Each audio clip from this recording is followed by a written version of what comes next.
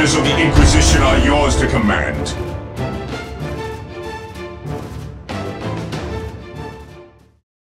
Hello everybody, and welcome back to another Masters of the Watch video. So guys, it's time to bring the thunder. If you're wondering what I've got, let me explain. Well guys, I was looking at my marine section of my list. This piece of plastic is stuck down.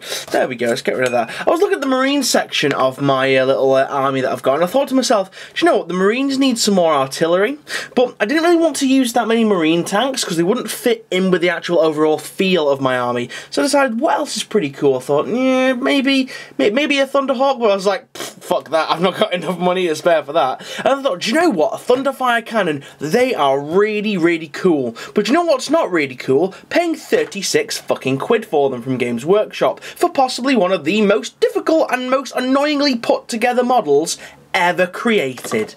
Look, I'm that annoyed, I'm knocking over glue. That's right. But anyway, guys, so I decided to go about making my own. But first, we'll look at the actual tech marine that I decided to use. Now, as you can see, guys, he's quite an old one. This was an eBay pickup, stripped him really well, and yeah, decided to paint him up quite nice.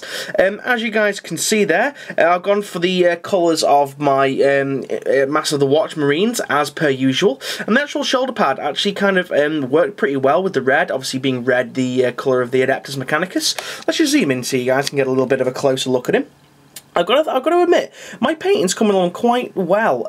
It's rather bright at the moment, so it is showing up some rather nasty imperfections, but that flesh tone there is probably some of the best flesh I have ever painted on a miniature. That was just some Vallejo, like, I think pale flesh with some, I think it was Agrax Earthshade over the top of it, and maybe some of the Army Painted Devil and Mud equivalent, but it turned out really well. I tended to go for a lot of metal, and what I've been doing with the metal recently, I've been using the AK Interactive engine oil effects on it, just to break it up a little bit and to give it a bit more of a texture and a bit more of a greasy look. As you can see, used a regular arm, used a Mark II shoulder pad from Mastercrafted Miniatures, and it turned out pretty well. The actual screen on the actual like remote control that he's got is really cool. I really thought I did a pretty good job on this miniature. He's got the old style bolter there as well. Moving around to his actual servo harness, got some lovely oily bits where oily bits should, and a little bit of different metallics just to break up the monotony of the metal, of the silver. His Mechandrites here, I decided rather than paint them all individually, which I think would probably not be within my skill set, and it would also detract from the actual miniature, I decided to just paint them all like an oily metal, as if they're kind of like stored up in here, and then they unsheathe themselves from here in a sexual manner. Anyway, let's stop. Let's have enough of that. So that's the tech marine that I've got. Obviously got a nice bit of base. By the way, I am going to go through on all my bases and paint these edges black, just so you guys know.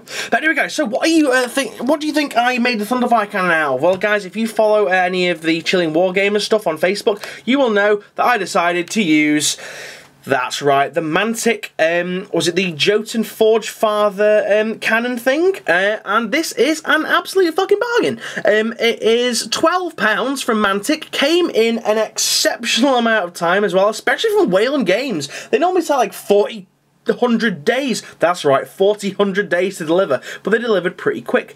Literal minimal conversion work on here, mainly because there's no real iconography. It looks extremely Adeptus Mechanicus, this machine here. It is supposed to be longer. It has a little like Forge Father little squat guy on the back, but I fucking took my fucking big ass razor saw to it and just hacked it off. Replaced it with a remote control. Obviously the remote control, well, not the remote control, the receiver end, this is what the tech marine is looking at here, and yeah, it turned out pretty damn well if you ask me. There's absolute minimal converting. The only bits that I left off were the secondary set of ammunition feeds and the top shield, mainly because it's really warped. Look at the state of that.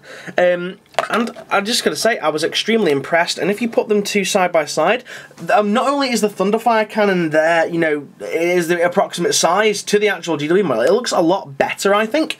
Now, the only other little add-on bits that I've done, I've added on a bit of a plate here. This is where the control panel, which I've got to admit is a little bit shoddy from Mantic, didn't go too well, so I filed it down, stuck that over it as like a bit of a, just a covering, and then I used the barrels off of the Hydra kit from obviously the leftover parts from my Wyvern, and the good news is that I'm going to be getting another Wyvern kit, so which means I'm going to get another set of these, which means I might get another I'm going to have another Thunderfire cannon, so 2 beastie Thunderfire cannons. However, I've got another Tech Marine to use. I'd really like to use another one of the out of production old school Tech Marines, because as you guys know, I love revamping old miniatures and adding them to an army and giving them purpose again. It's just really, really nice to see.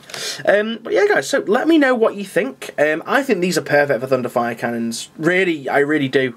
Just let me know what you think of both of these guys, and thank you very much for watching, and catch me again on the next Master of the Watch video. See you guys again, and goodbye.